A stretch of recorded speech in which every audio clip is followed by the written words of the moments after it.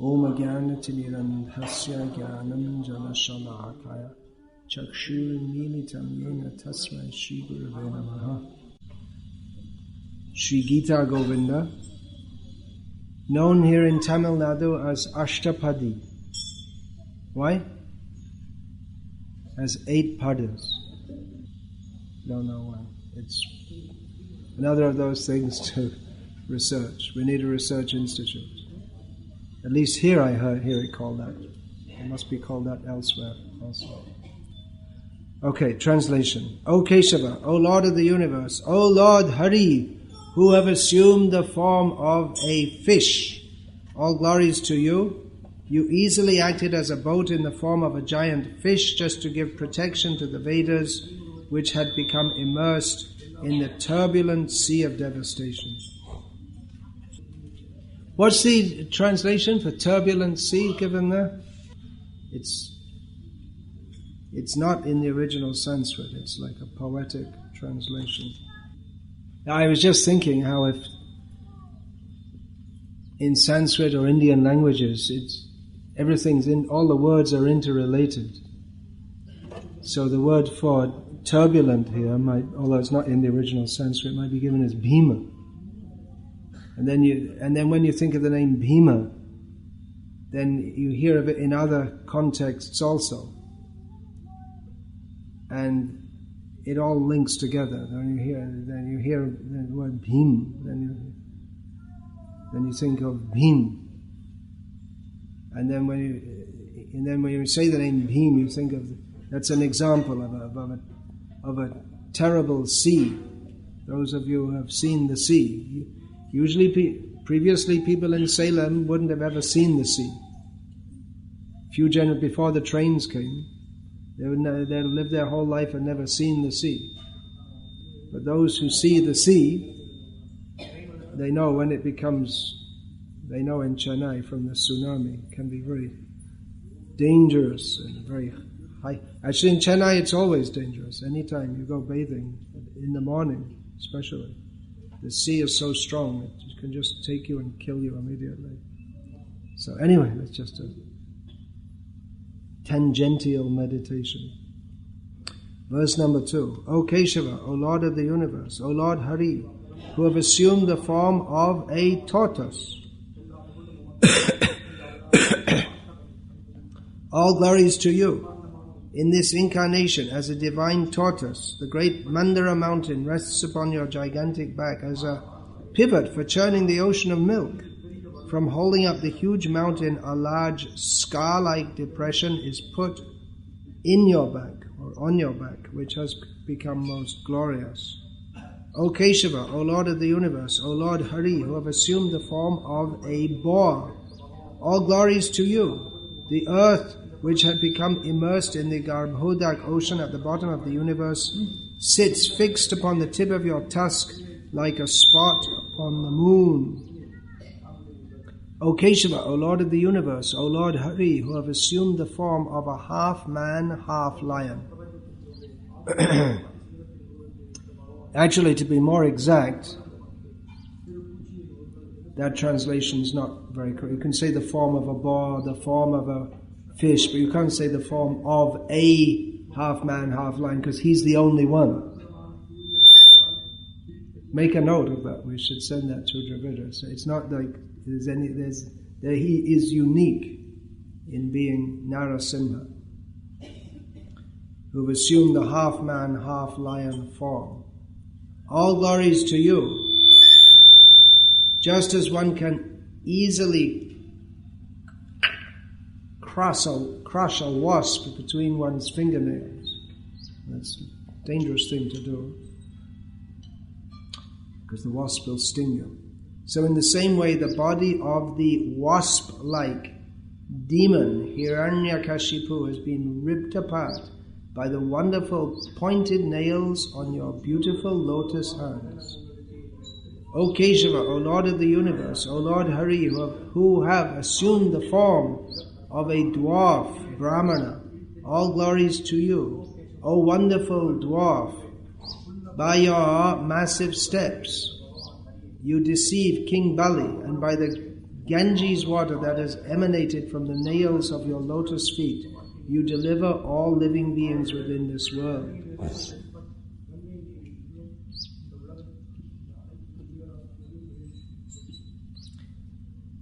Actually, even to say that, assume the form of, it's not theologically very correct. Because he is eternally Narahari, he is eternally Ramachandra. If you say you've assumed the form of a fish, it gives the idea that the fish was there first, the mundane fish was there, and then Bhagavan took the form of a fish in imitation of that, whereas it's round the other way. Make a note of that also.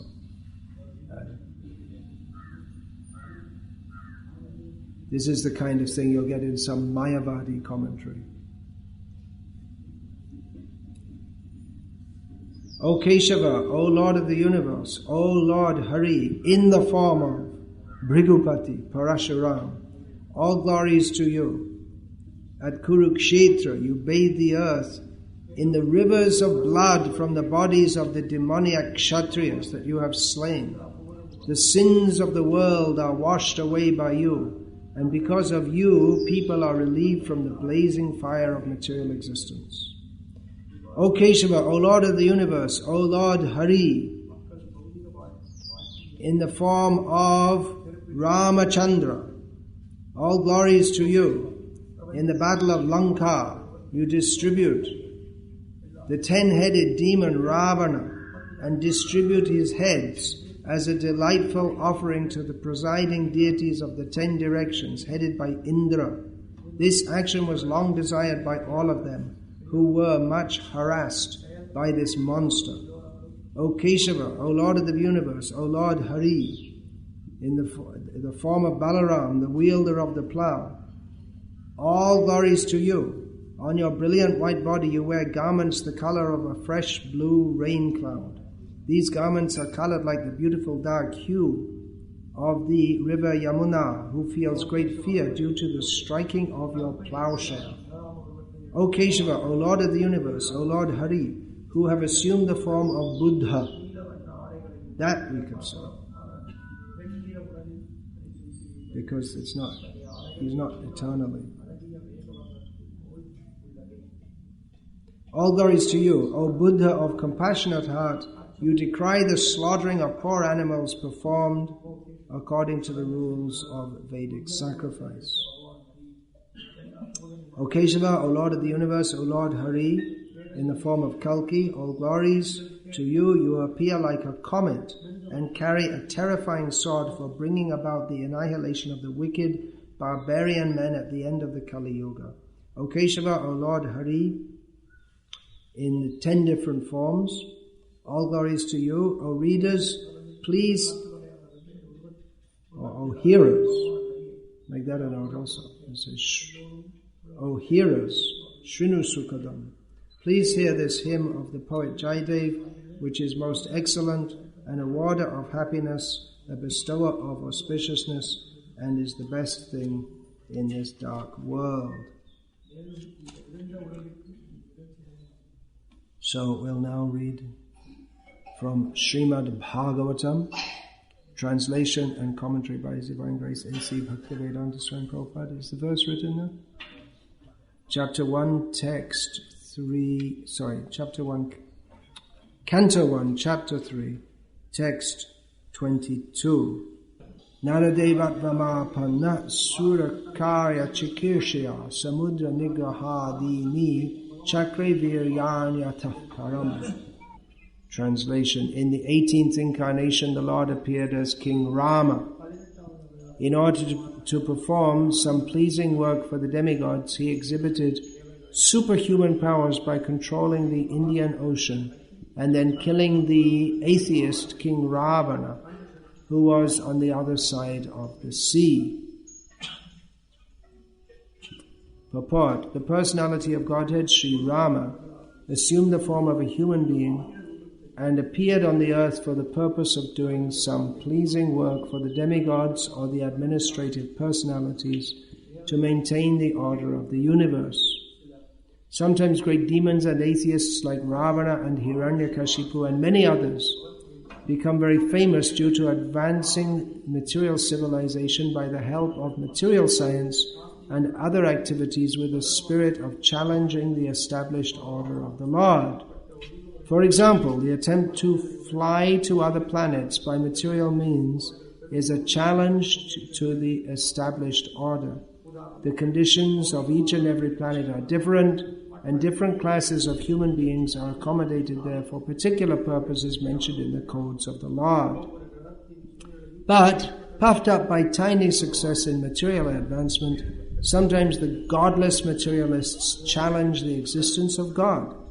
Ravana was one of them, and he wanted to deport ordinary men to the planet of Indra, heaven, by material means without consideration of the necessary qualifications. He wanted a staircase to be built up directly reaching the heavenly planet so that people might not be required to undergo the routine of pious work necessary to enter that planet. He also wanted to perform other acts against the established rule of the Lord. He even challenged the authority of Sri Rama, the personality of Godhead, and kidnapped his wife, Sita. Of course, Lord Rama came to chastise this atheist, answering the prayer and desire of the demigods. He therefore took up the challenge of Ravana, and the complete activity is the subject matter of the Ramayana. Because Lord Ramachandra was the personality of Godhead, he exhibited superhuman activities which no human being, including the materially advanced Ravana, could perform. Lord Ramachandra prepared a royal road on the Indian Ocean with stones that floated on the water. The modern scientists have done research in the area of weightlessness, but it is not possible to bring in weightlessness anywhere and everywhere. But because weightlessness is the creation of the Lord by which he can make the gigantic planets fly and float in the air, he made the stones even within this earth to be weightless and prepared a stone bridge on the sea without any supporting pillar. That is the display of the power of God. So, we are assembled here today to celebrate the appearance of Sri Ramachandra Bhagavan in this world. And I see many devotees are smiling. It is an occasion of happiness for Maharaj Dasharatha and for everyone except Ravana, Kara, Dushan, etc. Vibhishana? Maricha, there are so many. And their cohorts. Although they should have been pleased, but because they're demons, they weren't. So Lord Ramachandra appeared a very long time ago, and it's not, when you say Treta Yuga, it wasn't exactly the one just before this one. It was quite a few Yuga cycles ago. And Lord Ramachandra is still being worshipped today, which is one of the proofs that he's God, the Supreme Personality of Godhead. Anyway, I'll get back to that a little bit later. Often people think that, well, as Gauriya Vaishnavas, we shouldn't ever think of Ramachandra. Shouldn't. It's like below our dignity or some such thing. There's some idea like that. And of course, Gauriya Vaishnavas, they generally concentrate their attention on Krishna, especially Krishna's pastimes in Vrindavan. Although some of Chaitanya Mahaprabhu's closest associates, Murari Gupta, by whose grace we know about his pastimes in Navadvip, was, should we say, a great devotee of Lord Rama. He's the greatest devotee, he's Hanuman. And Anupam, who Chaitanya Mahaprabhu later renamed Vallabh, was a great devotee of Lord Rama. And Chaitanya Mahaprabhu he appreciated the bhakti of the devotee who's the brahmana who invited him to lunch and then didn't give him anything to eat because Lakshman hadn't come back from the forest with I can't cook anything because he didn't bring anything out.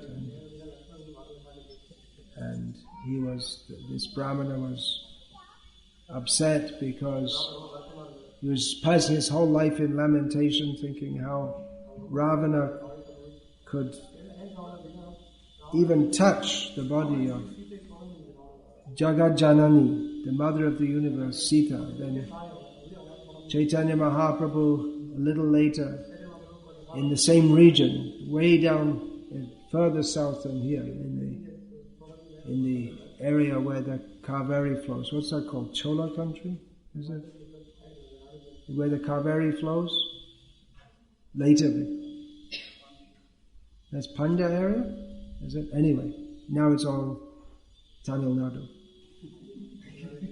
I thought you might know this. What's Chola area, Panda area, all this. So he heard a recitation from the Puranas. Which Purana was that? Maybe Kurma Purana, in which it stated that Ravana never touched Sita. He only took Maya Sita, which supports the story of the Lakshman Rekha. That once Sita went outside that, then she heard an illusory form manifested. In the meantime, Agnidev kept her and returned her later. So Chaitanya Mahaprabhu was so compassionate upon this brahmana, he had that copied and he came back to that brahmana and told him, look, don't worry, it's all right. And then that brahmana became very happy and said, but I didn't recognize that you are the same Lord Rama who came to my home directly. And anyway, since seeing you, I've been chanting Krishna, Krishna. So Chaitanya Mahaprabhu, he personally celebrated Ram Vijay Mahotsav and state, and this is all we find in Chaitanya Charitamrita. In his instructions to Rupa Goswami, he specifically says that devotees should celebrate Ram Navami. So in this way, we're not violating the laws of Gauriya Vaishnava Dharma by celebrating Ram Navami. Of course, maybe in a little bit different way to that others do, because our attention is first and foremost on Krishna, who is none different. Ramadi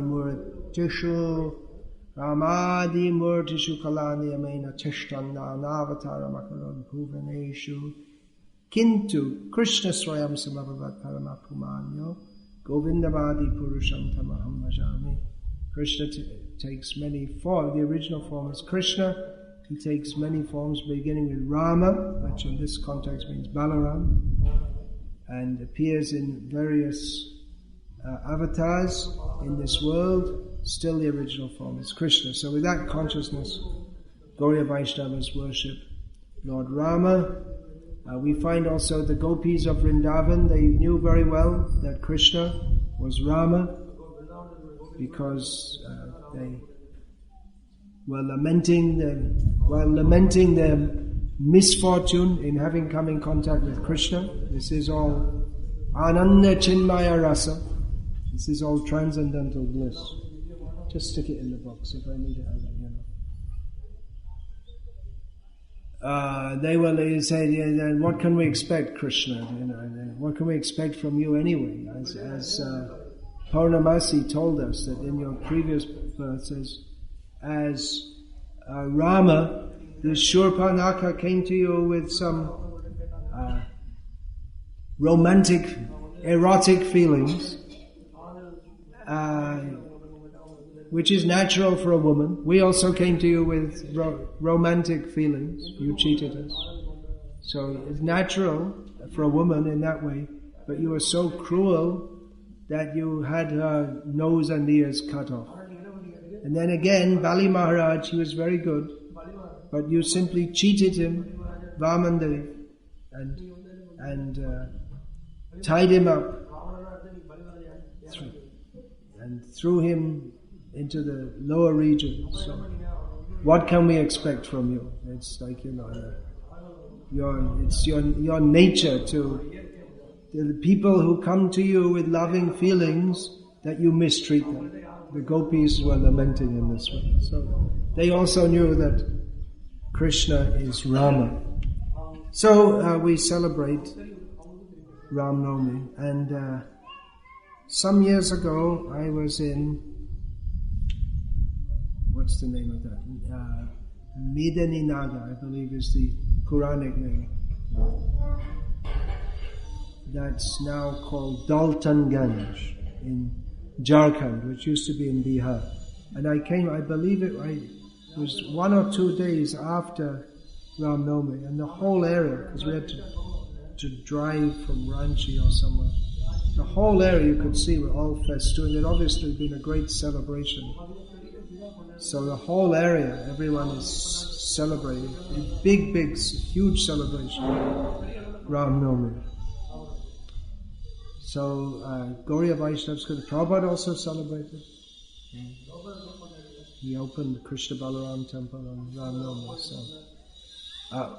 we also celebrate that. But for those who are absorbed in thoughts of Rama, it's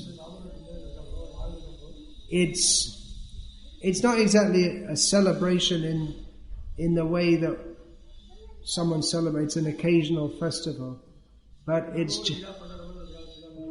those who hear Ram Leela constantly, they aspire to be part of it, and they may think of themselves as part of it.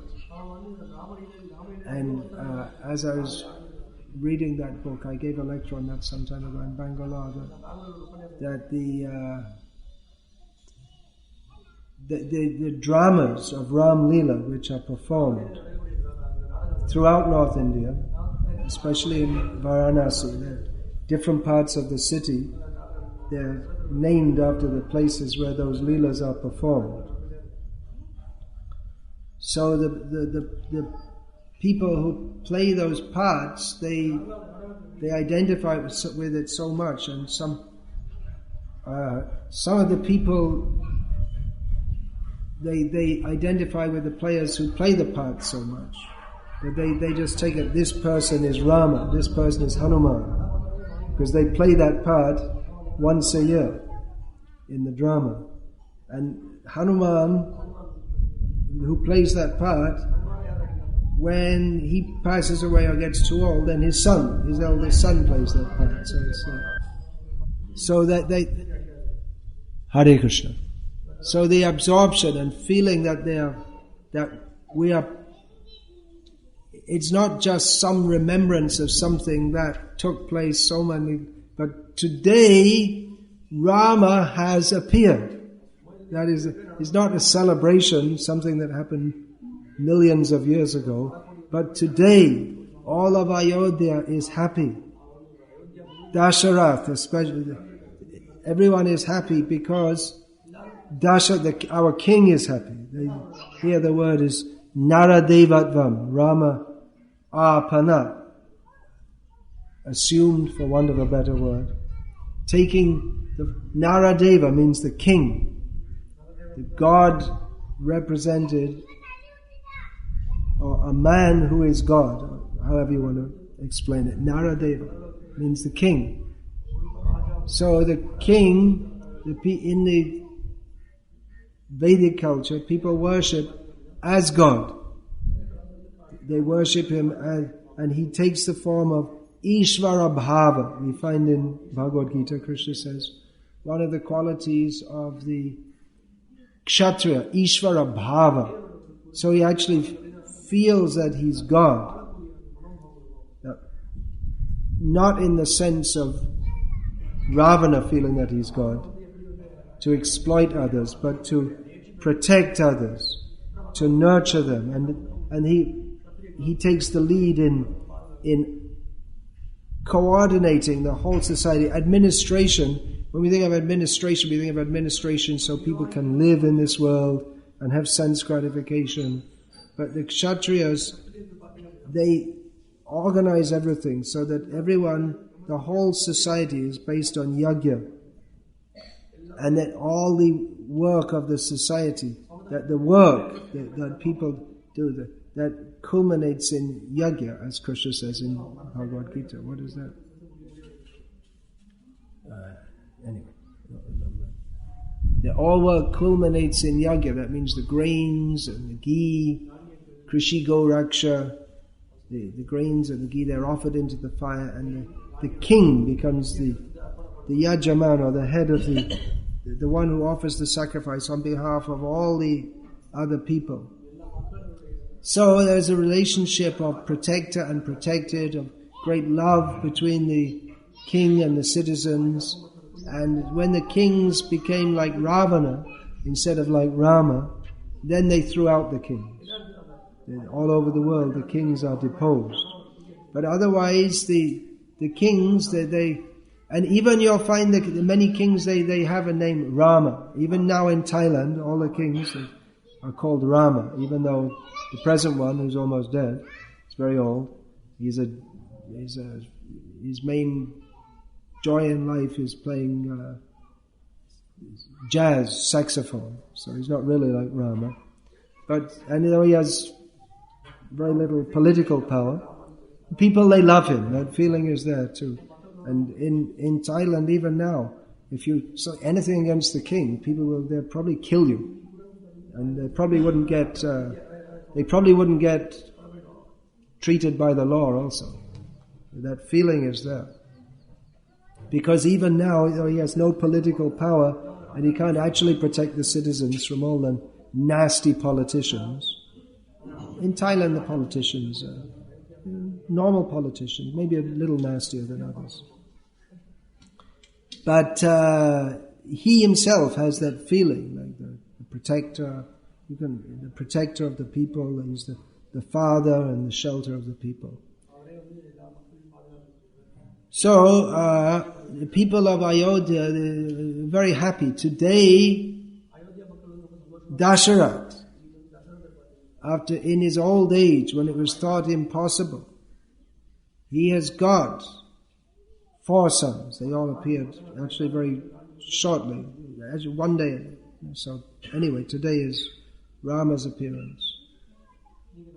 So they're all very happy. And of course, this boy was not to be just any king. Any king is a special person, but he's not any king. He is Rama, who naturally brings happiness to everyone, especially to the pious people. Therefore he's called Rama, who gives pleasure. Ramante yogino, what is that? Ramante yogino nantas chidanand satyananda chidatmani iti Rama padenasu parang brahma vidhiyate. The definition of Rama, the very meaning of Rama, is he who gives unlimited spiritual pleasure to the yogis. So Rama has appeared. Today Rama has appeared. That's the feeling of the people, of the devotees. And they live their whole life. This is the idea.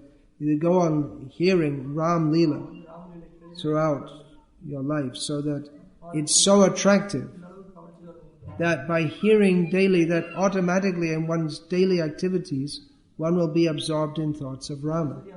Therefore one should go on hearing again and again and again. Yeah, that's what I'm saying. It's a proof that he is Bhagavan, because otherwise one cannot hear a story again and again and again.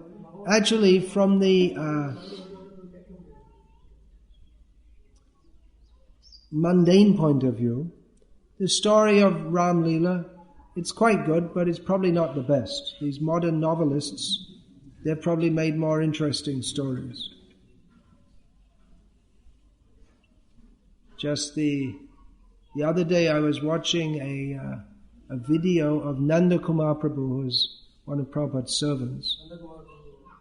And he made a reference, when he went to Africa, when he wasn't Prabhupada's servant, and some of the things they went through. And he said it was something like something Jones, what's Indigo Jones or something like that? Indiana Jones? Indiana Jones, is that it? And I didn't know what that was, so I looked it up, and it's something from Star Trek, or is it? Something from... It was a series of 3 films, Harrison Ford. Right, well it's that Spielberg. No, Harrison Ford. Harrison Ford was the actor, and Spielberg was the director. He made this... Anyway, the storyline was probably very interesting, because, millions of people went to see it.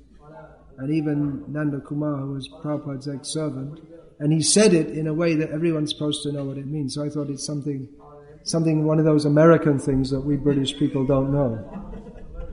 So I looked, Indiana Jones. And it was there in the Britannica, the name Indiana Jones. It's just some made-up figure, that's all. In the Britannica Encyclopedia. So maybe the storyline is very interesting. I don't know if anyone here has ever watched any. Isn't it Star Trek, isn't it? No. Not Star Trek. That's something else altogether. That's not Spielberg. Oh, but it's similar. It's something in space and all that. Science fiction. Okay. Raiders of the Lost Ark. Something like that, I saw. So anyway, the storyline is probably very exciting and very interesting. Maybe more so than from the objective point of view than... Or is it subjective? Maybe they meet here. Than that of Ram Leela. But still, I challenge anyone, however great a fan they may be of Indiana Jones, to sit and watch the Raiders of the Lost Ark every single day for a month, and then ask them if they want to see it again. Whereas Ram Leela, people hear it again and again and again, and they're more and more eager to hear it. Why is that? Because Ram is the Supreme Personality of Godhead. There is a divine attraction. We're not just hearing, it's not some fictional figure. Nor is it even a non-fictional figure, and of course Ram is non-fictional, but he's not some mundane non-fictional figure. Ram Leela it's a very dynamic story, a very romantic story. There are so many famous romances. Romeo and Juliet. Were they real people? Anyone has any idea? No, made-up figures.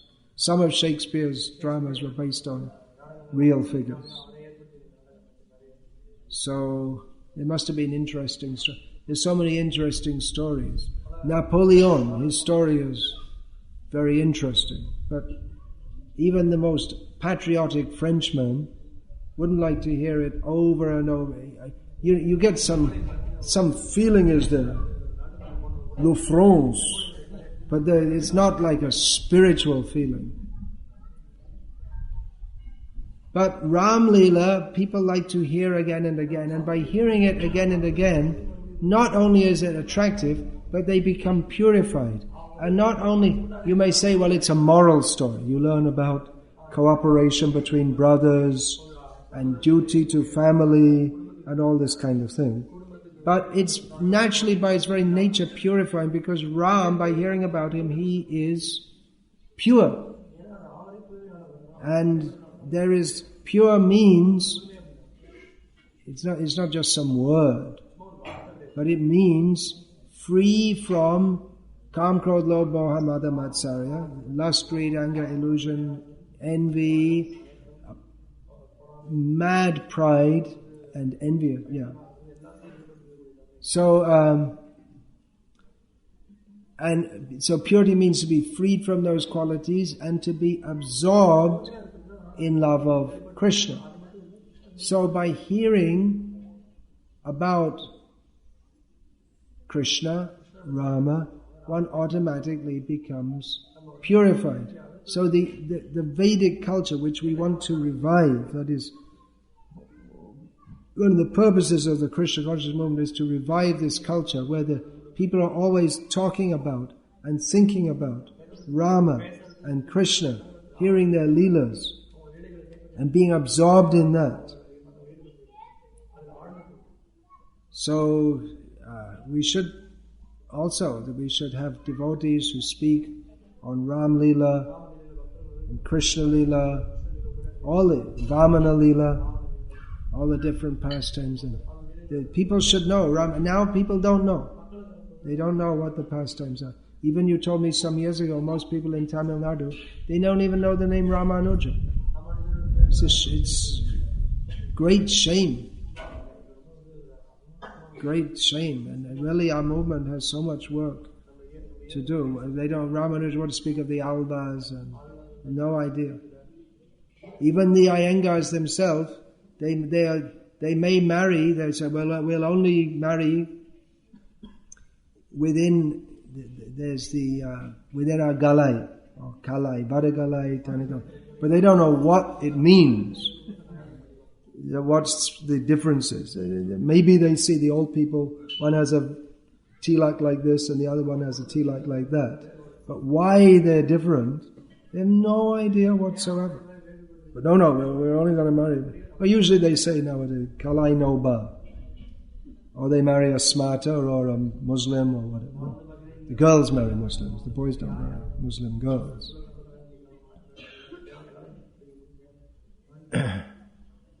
So, we have to revive this culture. People should know this. Ramayana should be distributed, actually. Krishna book, Ramayana, they should be distributed, the book, and verbally also. We should discuss among ourselves these different pastimes and be absorbed in them. And they're discussing the pastimes of the Alvas also and how they are absorbed. That story is there of Kula Shekhar Alva. It's one of my favorites. That how he's the king, so he's sitting in his palace hearing Ram Leela. It comes to the point now that all the monkeys are getting called together. They're going to get their army and go and fight. And he's sitting, because the idea is you're not supposed to think of it as some historical thing, but just you become absorbed. So all of a sudden he stands up and says, okay, call the commander-in-chief of the army, call all the forces. We're going to go and join Ram's army. We're going to go and join the monkeys. And he's completely absorbed in the ministers. And the soldiers means they're spread throughout the kingdom. And normally they don't keep a standing army as in the modern age, where they have to, like in India, they have over 1 million people who are you have to feed them and clothe them and train them for nothing. But they're doing their army means they come as an army when they're needed. Otherwise they're doing their household duties, whatever. So they all have to come and put on their armor and get their bows and everything. Calls all of them, gets them marching, and the ministers are trying to stop him and say, no. And then after some time, when they're marching on, gradually, they've brought the whole army together, they begin to realize that actually, if you go to Setu Bandha, you'll just see some sea and some sand, but you won't see, of course, that's the thing, Kula Shekhar will see Ram there, but no one else will see him, and they're wondering, what are we doing here? How are we going to cross it? It seems ridiculous to them, but for Kula Shekhar Alva, Ram is going to fight, and I'm going to go, it's my duty to help him. We'll all die also. So completely absorbed in that. So that is nowadays, if we bring some psychologists to analyze this, they'll give some fancy name, some Latin name to describe his condition, some condition of of illusion in which he's imagining that something that he's part of, but it's actually, he's not in illusion. It's not very practical for running a kingdom, which is why they had to very politely depose him eventually, because you can't run a kingdom like that. But that is the reality, to see Krishna everywhere and everything in Krishna by hearing about his pastimes. And that's how people, by hearing about Krishna's pastimes, when they leave this world, they just enter into those pastimes, because they're not, it's not that they're going through any big transformation, but just they're living in the pastimes now, and they just go on. Anyway, you see, the woman at home is cooking. She's cooking for Krishna, and gradually she become more and more absorbed in that. Now we have to feed Krishna. What will Rama eat today? Now it's Krishna, Rama's birthday, and Krishna is Rama, so what will he like to eat today? And you see, now it's very cold, we have to cook some heating foods, or in the summer we have to give some sherbet to cool him down. Thinking like this, how Krishna will eat, how Krishna will be happy. Now in the hot season we have to make a fountain for him to cool him off. It's too hot. If you see different temples, I heard at Radharaman, I went once in Nadu, they have this. They have one whole big room this size where the deity, not the main deity, they have in the hot season. Nadu is hot. Rajasthan. It's very, very hot in the sun. And the whole area is just fountain, with scented, it's for the Lord, for the deity. And the scented water, so the whole room is just filled with that scented water. And it's spraying everywhere, so those who come, they also get nice and cool. So everything for the pleasure of the Lord, just living like this, what we have to do. This archan process, we worship throughout the day. Now, Krishna is very hungry. He's been out playing all day. We have to feed him nicely. Now to feed him, he's a young boy, he has good appetite, doesn't have any digestive problems, so give him plenty to eat. Then at night, you have to put some thick milk. So in the night, if he gets up, of course, they don't know, he's already gone out. He's only pretending to be asleep. And so some thick milk is there, and you wake him up nicely in the morning with some nice songs suitable according to the raga. So like this, all the time, being absorbed in hearing about Krishna, hearing about Rama, and then at the end of life, it just means that you just go on, that's all. You just enter that. So this is the culture that we want to revive. And then a holiday. And a holiday doesn't mean to go to some water park or something like that. But you go visit some place of the Leela of Rama. And the sadhus in North India, they have a yearly circuit. They'll be in Ayodhya today, and then at the time of year when it's Ram Bharat Milap, then they'll be in Chitrakoot, and like that. They'll go to all the different Leela places at the time of year, and they'll hear about that at that time. So just preparing themselves for entering into the... Of course, some of them, they'll never leave Ayodhya, or they'll never leave Chitrakoot. Like that also. So this way we should go on hearing about and speaking about and distributing the pastimes and the understanding of who is Krishna, who is Rama, and in this way, Shinu Sukhadam Shubhadam Bhavasaram. Within this world of birth and death, which is by nature miserable, by hearing about Krishna in his various avatars, we'll be happy. How can we be happy in this world? Hear about Krishna. That's all. The birth, death, old age and disease, they are there.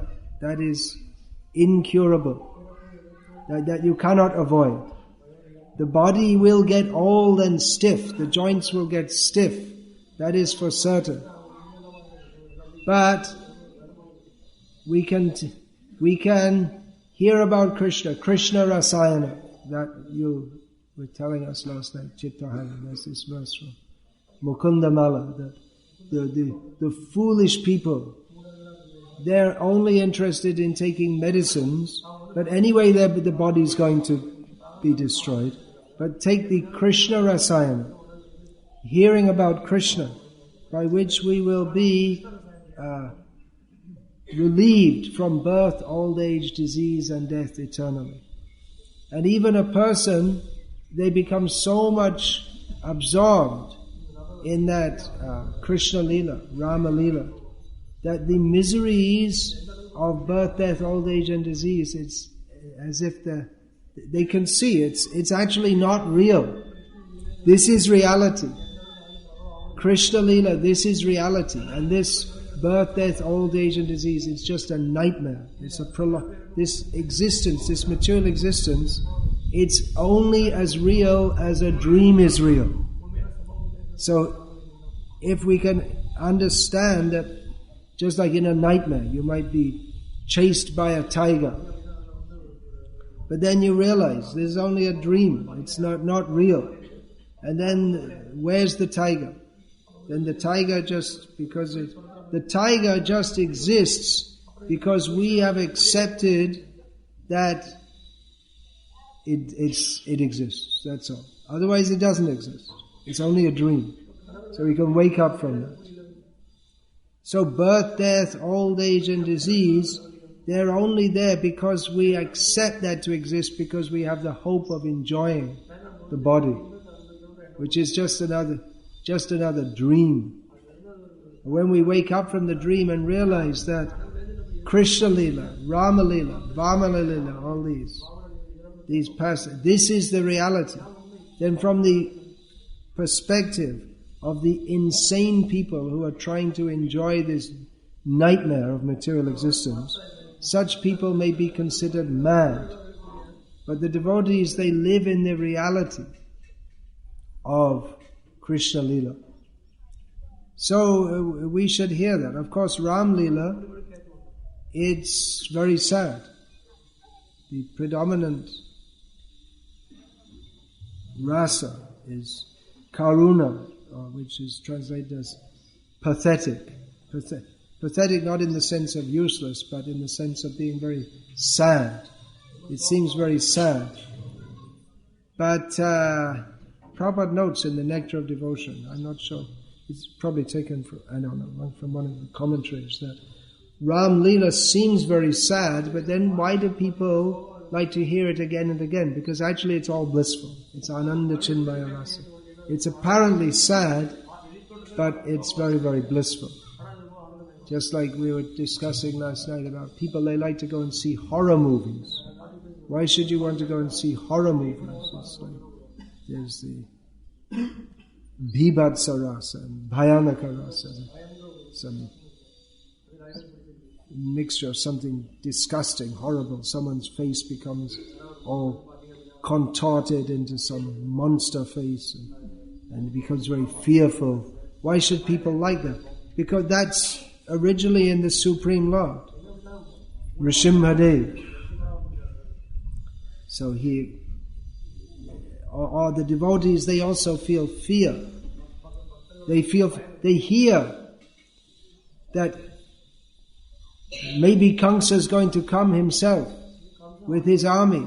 They feel fear. So what demons are going to come? Even though you've heard Krishna Lila again and again, even though you've heard Ram Lila again and again, when Lakshman becomes shot down, he looks like he's going to die. And if he dies, then Rama will die also. And if Rama dies, then all the monkeys will die. All the devotees listening, they'll also die. So actually you should know Rama will never die, Lakshman will never die, but still there's the feeling that Lakshman's going to die. Why is that? Again, because it's always new. That's the very nature of the spiritual. It doesn't become old or stale or worn out. But by hearing it again and again, we again feel, now, because it's always in the present. There's no time in spiritual existence. There's no time. It's not that Ram Leela has happened. It's over. It's finished. But it's right now. It's going on now. So when Lakshman is lying there, and then everyone is so what will happen now? It's immediate. It's emergency, and no one can think of anything else. So that is the effect, and that even there now. That I was told in Andhra Pradesh, they have regular this Ram Leela recital by a smarta pandit with his not Urdhva Pundra, it's Tripundra. Yeah. And everyone, it's like high, even Muslims watch it, Christians watch it, everyone, they like to, it's naturally attractive. Even though everyone knows what's going to happen, but it's as if they don't know. And then, who else but Hanuman? He can only bring, and he's monkey, but he's very intelligent. He's actually highly intelligent. So when he can't find the herb, he does the next best thing: bring the whole hill, bring the whole mountain. So we worship Hanuman for all his exploits. Hanuman is worshipped more than Ram, actually. People don't know. Unfortunately, in the modern age, they only think of Hanuman, but they don't know about Ram. They don't even know anything about Hanuman, except that you put some kumkum on him and you hope that he'll sankata mochana, he'll remove all your obstacles.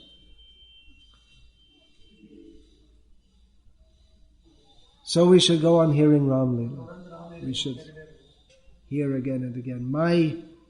For me, among all these sad pastimes, the saddest, which means the most blissful, or the most touching, is that of the Agni Pariksha. It's very, very difficult to speak about this, but I'll try to anyway, because again, you just have to, one who's expert at telling these pastimes, then what happens is they become, while they're speaking, they are there and they take everyone with them, so that everyone forgets that we're sitting in wherever we may be, and they are there in Lanka with Rama, or wherever whichever pastimes they're telling. Do they respect? So the monkeys, they came to fight for Rama. Why? On the order of Vali. No, Sugriva. Vali's already dead, sorry. On the order of Sugriva, because Sugriva is their king, and they just do what he says, that's all. And Sugriva had to do so as a matter of duty, as repaying. Rama did a favor for Sugriva, so Sugriva has to repay that by helping Rama. So Rama, of course, doesn't need any help, but anyone who helps him becomes blessed by doing so. So the whole army of monkeys, they're all rounded up.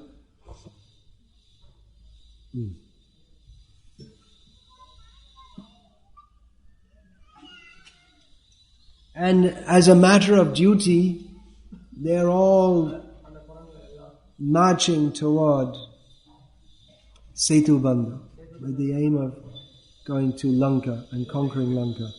But they're going with Rama, and it's the nature of Rama that you may, even just as a duty you're going, like almost like mercenary soldiers. But just by being with Rama, anyone who comes into his presence, or what to speak of those who serve him, what to speak of those who serve him in the matter most dear to him, of recovering Sita, then naturally Rama becomes very dear. And there becomes very dear. And so the soldiers, they're willing to give their life for him. Of course, that Duryodhana was Madate Takta Jivita, the soldiers on the side of Duryodhana, he also said, all these soldiers, they're all prepared to give up their life for me. But they were doing it only as a duty. Karna had some feeling, but many of them, they didn't, like Bhishma, he was fighting for Duryodhana, but he'd always tell him, what a nonsense you are, right in the middle of the fight in the battlefield. He didn't care, but he'd like to see Duryodhana dead, actually. As a matter of duty, he was fighting for him. So, but for the monkeys, it became because they're devotees, they became for them that they're going to fight and they're very willing to give their life. For them, that Sita is reunited with Rama becomes to them as important as it is to Ram, practically. I mean, just like Ram, his whole consciousness is there's nothing in his mind. He can only think of Sita. So the monkeys, they can only think that now they're fully focused on this mission. How we have to do whatever part we can do according to our capacity of reuniting Sita with Rama. So eventually they went there, the whole long story, the battle, Ravana was defeated, and then Rama offered his head, threw his 10 heads in 10 directions as an offering, a pleasing offering to the lords of the 10 directions, because they were harassed. He came to, we read in the verse, Surya Karya Chikirshaya. Rama came to perform some pleasing work for the demigods. So, when he killed Ravana, he distributed the 10 directions, 10 major demigods. So, that's in the Dashavatara Stotram, which we just sung. That he pleased the Digpatis, the 10, the demigods in charge of the 10 around and up, down, and so. So that's all over, and then Ravana's dead, and millions of Rakshasas and millions of monkeys are also dead. And then Sita has to come. So it's like the climax, and the monkeys, they're just they're seeing what a great personality Ram is, that even Indra is sending. First of all, he can conquer Ravana. What a person! They understand, not the monkeys. They're throwing some rocks and killing the Rakshasas, but killing Ravana, that has to be Rama. And then Indra is sending his chariot, and it's just the most amazing things are going on. Much more than any Indiana Jones story, whatever it may be. I haven't seen it. I have no intention of wasting my time seeing it. But what kind of woman can be married to Rama? It's not any woman. There's millions of women in the world, but he will only accept her. What kind of woman can satisfy him? What kind of person is it that, even though Rama is full and complete and perfect in himself, he has so much desire for Sita? And what kind of qualities she must have to satisfy Rama. And what kind of beauty must she have to be a suitable match for Rama, who is so beautiful that of course the Rakshasas, by their sinful nature, they could not appreciate. They wanted to kill Rama, but anyone of any piety must be charmed by seeing the transcendently beautiful form of Rama. So who is this Sita for whom millions of people have died? And Sita herself, after she was feeling hopeless, but then Rama has come. The battle is over. She has to go and meet him. So like bringing them together, and she's in great expectation. And normally it would be thought that she should be, she wouldn't show herself in public, but Rama said that, no, let all the monkeys see, let everyone see Sita, for whom they came here to fight. And Sita, she's just thinking, now I will see Ram after such a long time. For even one moment of separation is very painful for her, but such a separation. And then she's to see Ram. And then how is Ram? Ram is standing. He's not happy. Not looking happy at all. Then Sita comes and bows down, and Ram said, all right, very good, now you can go. I did my duty to save the honor of our race, of our dynasty, because I've been insulted. I brought you back, but now I cannot take you back because you've been away with another man. So how harsh! It's just.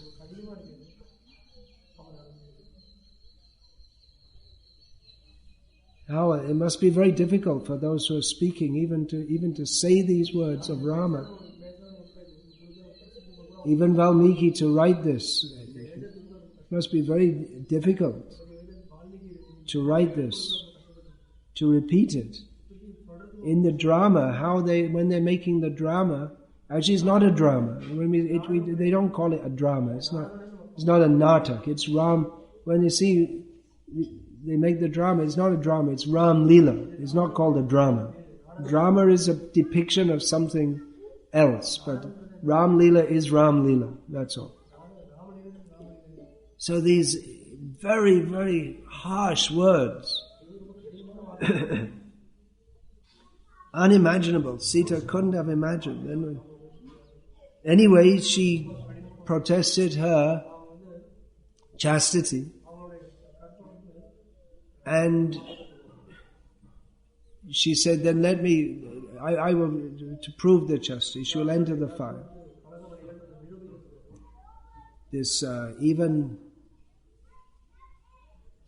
She said that if even for 1 second I had any thought but your lotus feet, if for even 1 second my fidelity wavered even slightly, may this fire consume me. So actually we find even in the history of Europe, they used to have similar tests for criminals, that they put a iron bar in the fire, and someone who's accused of a crime, they'd have to grab that. And if they're innocent, it won't burn them. So in the modern age, you might think that's what kind of a test is that? Obviously, they're going to burn, but it appears that for it to be at all a realistic test, they had some communion with higher powers they had the faith that I am innocent, God is my witness. In any case where there's no witness, God is the witness. He will protect me. And people who had that faith, they would be protected. So people had that faith. It must have worked until people became faithless. Bhakti Siddhanta Saraswati. when Gaur-Kishore Das Babaji Maharaj passed away, and then all the Babajis, they wanted to take Gaur-Kishore Das Babaji Maharaj's transcendental form to make his samadhi, so they could get some prestige and some money from that. Bhaktisiddhanta Saraswati, he said that they said, you can't take it. You're not a. We see we're Babaji. You're not a Babaji. Because they thought themselves superior to him because he hadn't officially accepted the dress of a Babaji, although he was living just like Gaur Kishore, a very extremely renounced life. So Bhaktisiddhanta Saraswati said that although I have not officially accepted the vows of renunciation, I am the only disciple of Babaji Maharaj, and I am not a monkey-like renunciant like all of these people here, he said to the police chief of Navadvip. So he said, I will accept. Any one of them can take. Any one of them can take.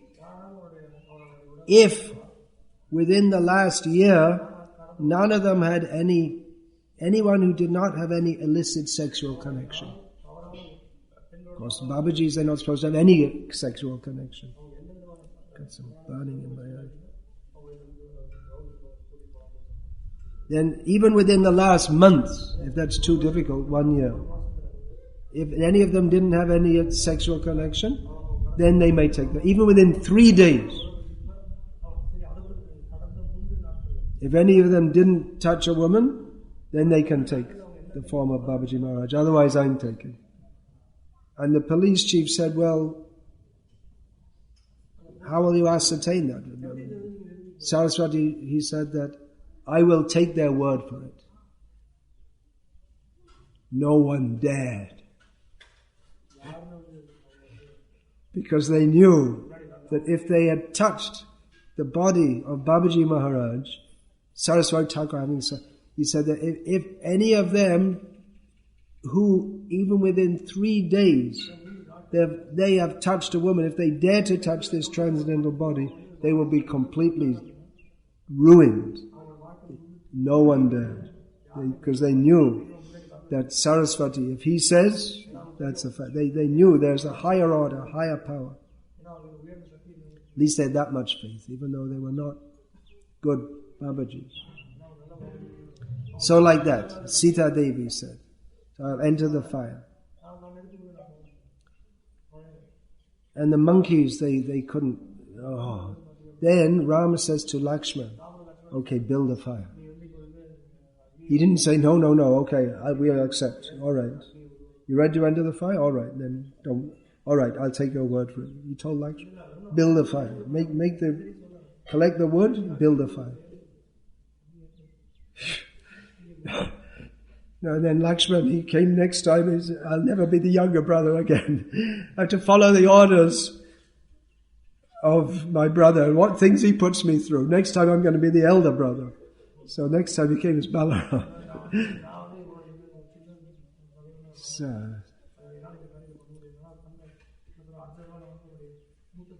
then he had to light the fire, which means Agni came, and Sita entered, and then the monkeys, and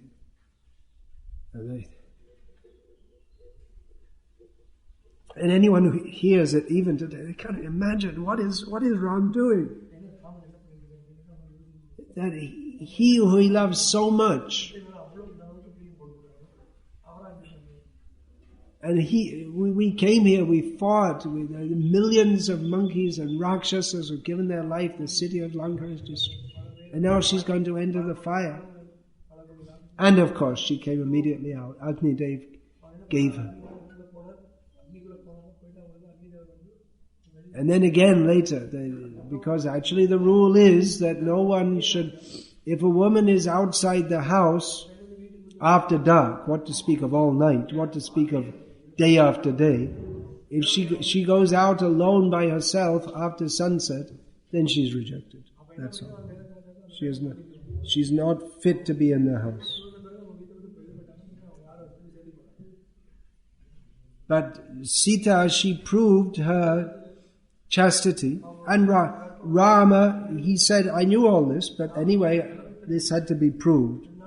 Now that's proved, they came back and very happily they lived in Ayodhya. And we worship Ayodhya Ram. The devotees here, they wanted to make a cottage for Rama in Chitrakoot, but we worship Ayodhya Ram. That time when he's come back from Ayodhya, we worship Sita Ram, Lakshman, Hanuman. We worship him. He's in his glory.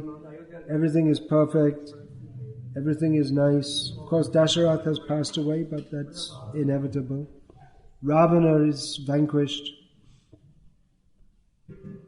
And then, the washerman, he accuses his wife that you've spent the night outside. I'm not like that Rama who'll take back his wife. You go out of here.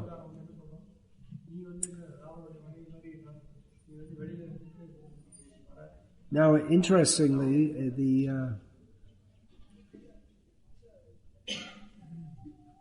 for most of the history of Europe, which got extended over into America, the Jewish race has been persecuted because it was the Jews who killed Jesus. So they say. Because of the Jews, Jesus got killed. But it's not like in India, the whole washerman race has been persecuted or rejected. There's one washerman who was very sinful, that's all. Otherwise, they're not rejected.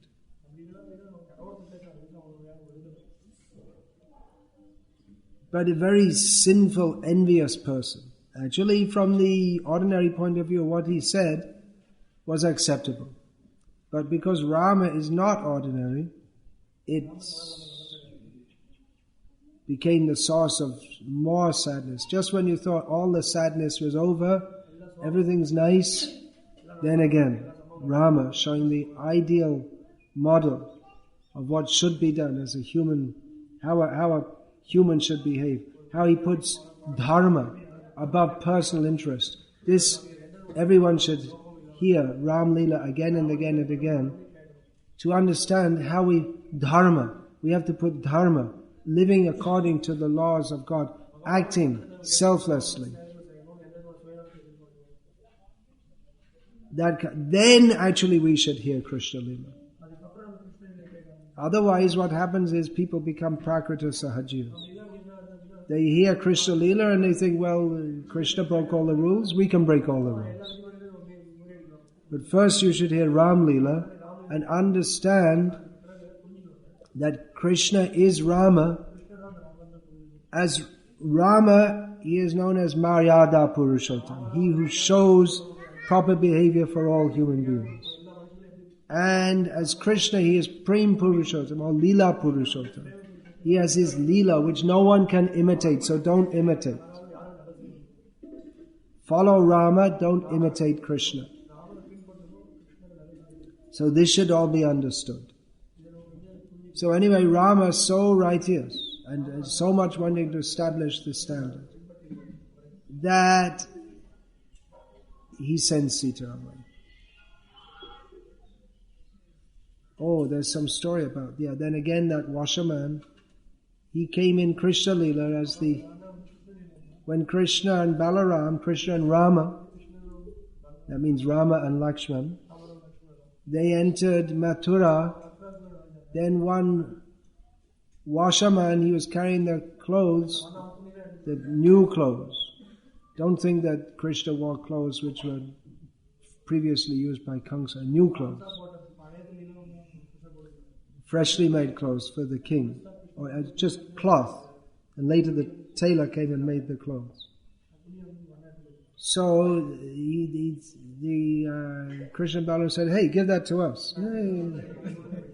He said, and the washerman, speaking in a way which from the normal point of view would be quite proper, said, well, you naughty boys, you don't say that. Don't you know this for the king? Everything good should be given to the king. Don't say such things.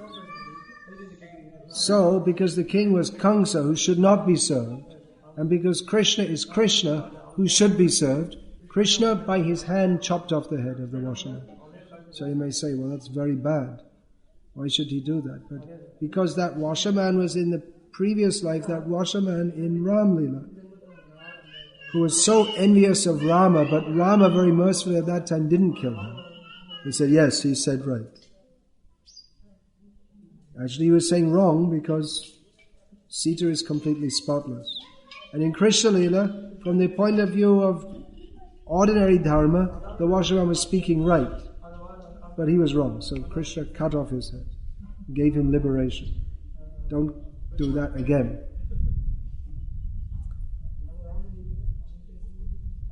And then the tailor came, who was who at Janakpur had made the clothes for Rama and Lakshmana at their wedding. He's the same tailor come again in Mathura and made the nice clothes for Krishna and Balaram. So you can also do, the ladies, they can make nice clothes, or men can, ladies or men. In Bombay, in ISKCON, in Juhu, who's been making clothes for Radha Ras Bihari all his life is a Muslim tailor. Mostly the tailors in India seems to be many are Muslims, at least in Bengal. We see in Chaitanya Leela also, one Muslim tailor was there. So, that reminds me, that question was asked about Shurpanaka, that in Ram Leela, it's very similar to Kubja in Krishna Leela. But in Ram Leela, Ram treated her so badly, apparently, and Krishna treated her so nicely. Well, the reason is because Shurpanaka is Kubja. That you don't find her after she comes and complains to Ravana, and then she goes with Kara and Dushana and all the, 14,000 Rakshasas to kill Rama in the forest. But guess what? Lakshman says that, hey, you just stay here, Rama, I'll look after them. And Rama says, no, you just wait there, I'll look after them. So Rama just kills them all. And then Shurpanaka, she goes back and says, you killed them all. And you don't hear much about her after that. In Ram Leela, in the Ramayana, which she had gone away to Pushkar and entered in the water for 10,000 years to do tapasya, 10,000 celestial years. She got the benediction from Lord Shiva. She wanted to become Rama's wife. But he said, no, you can't, because he only has one wife. Eka Patni Vrata. So you may say he treated her very badly, but actually she was offensive to Sita. She wanted to eat Sita. She wanted to kill Sita. And anyway, with Rakshasas and Rakshasis, there's no harm if you cut them up and kill them anyway. It's just like some poisonous snake. Even if he's not doing any harm, you can kill it. That's considered good, because it's his nature to do harm. Modeta sadarapi vrishchika sarpahata. The sadhus, they become pleased when a scorpion or a snake is killed, because even they may not be doing harm at that moment, but it's their tendency to do harm. So you can kill them, unless you're in Udupi, and don't kill them in that area, in Tulu Nadu. So, or in a Shiva temple, you also shouldn't kill them.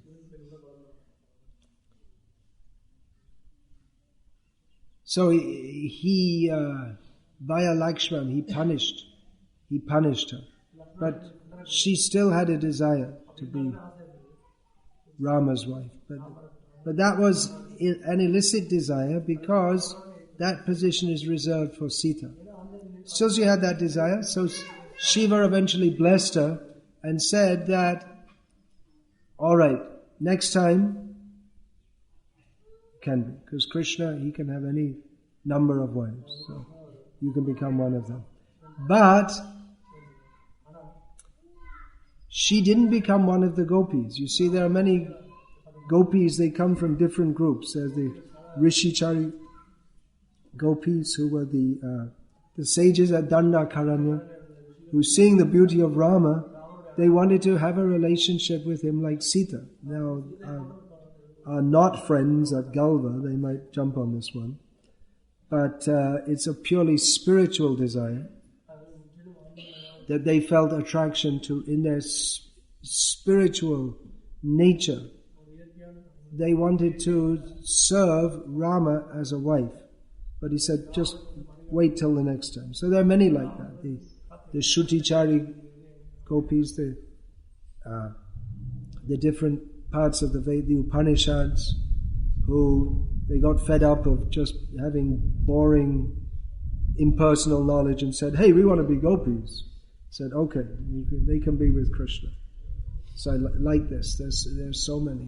There are different girls in different places where Krishna went who desired to be with Krishna, but they're already married. But so Krishna accepted so many. But Shurpanaka, she was a very it was a material. Kubja, she approached Krishna with, practically it was material desire. Whereas the gopis, their love for, they didn't approach Krishna with any material desire, only the desire to serve him. Whereas Shurpanaka, she wanted to enjoy herself. Her motive had not changed. So in that, actually it's written in Garga Samhita, it's not clear whether she actually took another birth or whether she is the same person. She just lived on, just like Sudama. In Krishna Lila, he went in a cave in Govardhan, and he woke up sometime later, and it was Chaitanya Lila, and he became Abhiram Thakur at that time. So he wasn't that he took another form, but he just somehow went to sleep for a long time. In Lila time is not much time.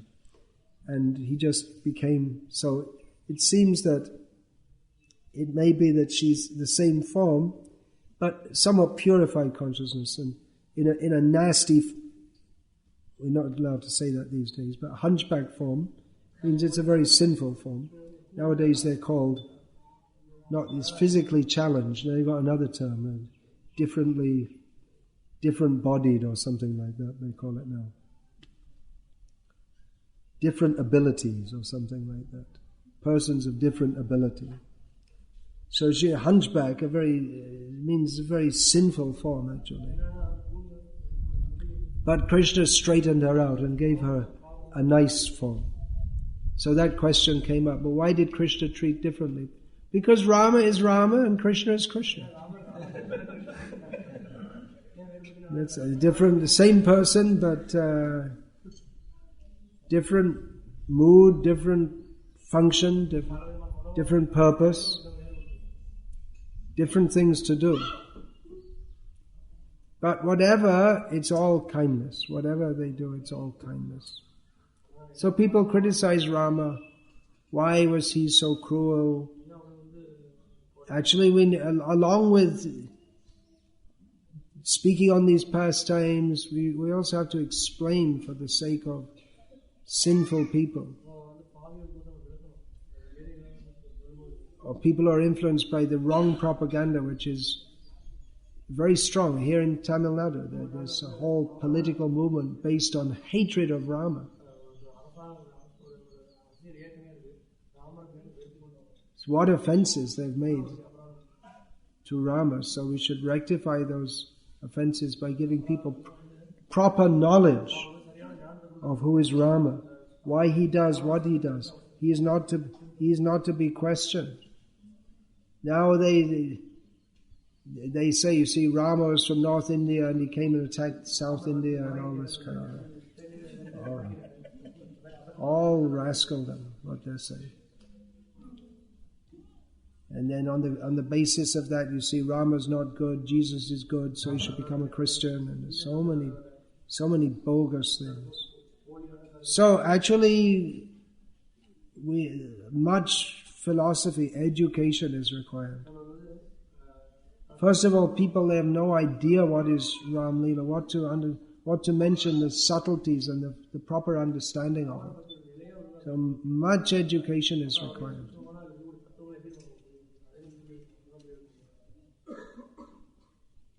So Leela, that is required, but it should be on the background of proper understanding. Why? Otherwise Rama may seem very cruel. Why is he doing that?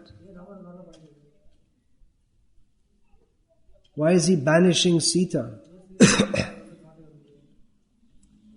So it's a great culture to understand all this, how chastity of women is essential. There cannot be any civilization if women are not chaste. This whole idea of women's independence, women's liberation, actually there can be no culture or civilization if there's women's independence, because independence means then strishu dushtashu, they become then illicit sex, and then the whole atmosphere is spoiled, and then there's, how can you practice dharma? How can there be any uplift of society? In society, if there's cow killing, illicit sex, gambling, intoxication, how can there be any welfare for society? So people don't understand that how important are these principles. They think that women are exploited because they think that the goal of life is sense gratification. So they should be free. Everyone should be free to enjoy as much as they like. But they don't know that they in the Vaishnava family, everything they're doing is all bhakti. They're cooking daily for the Lord. They're not cooking, of course, in the mundane understanding, they cook for their husband, but actually they cook for Krishna. First then they offer to their husband, understanding him as a Vaishnava, like this. So people don't know this concept. So to materialistic people, all these things, they can't understand. So it's a great culture and the understanding behind it. So all that education is required. Otherwise, superficially, it may seem unfair, cruel, but the subtleties that people don't understand. On the very gross platform of sense enjoyment. They think everyone should have equal right to enjoy their senses. Why do you discriminate? But no. The Kshatriya should be there, Rama should be there, to allow people only to indulge in this sense enjoyment only within dharma. And that also ultimately not at all. Kamasya nendriya priti. What is the next line? Kamasya nendriya pritiya labho jiveta yavata. Jivasya tattva jigyasa narto yascheha karma bihi. One should not live for sense gratification. The senses should interact with the sense objects only as much as required to maintain body and soul together for the purpose of inquiring into tattva. What is reality? What is the nature of reality? So, people who live for sense gratification, how can they understand all these things? So we should distribute by books, by speaking, by living according to these shastras. We should distribute Gita, Bhagavatam, Ramayana, all this.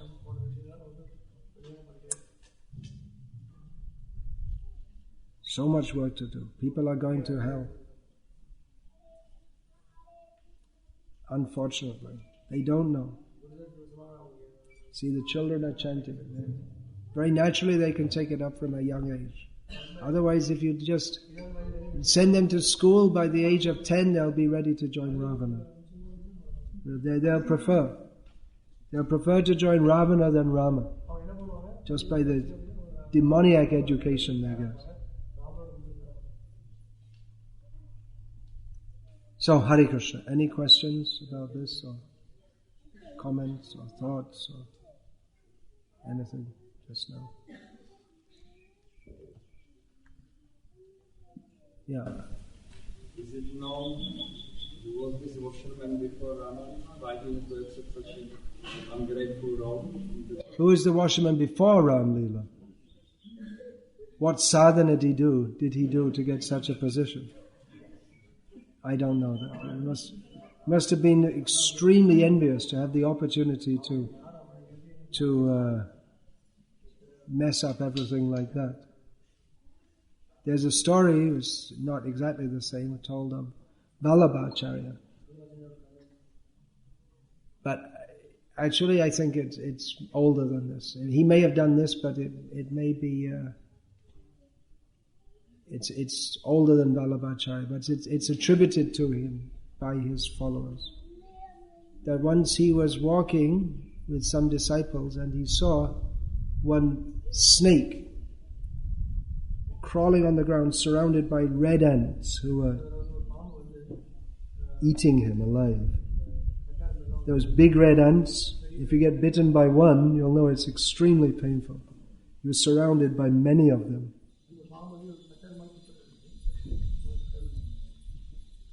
So the disciples asked Vallabh that what did he do in his previous life to come to such a situation of being eaten alive by these red ants.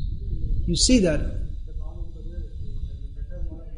quite often here, that you'll see some insect is not quite dead, but too weak to resist, and the ants, they carry it off while he's still struggling. So anyway, Vallabh said that in his previous life, this snake was the guru of all the ants who were his disciples. And he cheated them and exploited them and mistaught them. So now it's come to this position.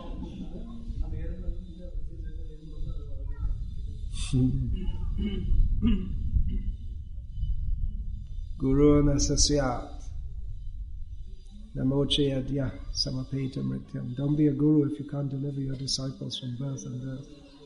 Yeah. At the beginning, you commented about this Rashomata Stotana. This word assume is not maybe used correctly. Sorry, what? That is word assume the form. Assume the form. I don't know, maybe assume has some other meanings, but the general meaning would be that the general impression that you get is that if you say assume the form of a fish, it gives the impression that he doesn't have an eternal form like that. He's just copying some other form that some other fish have. It's a subtlety of the English language. Fish which came by the means of evolution. Yeah.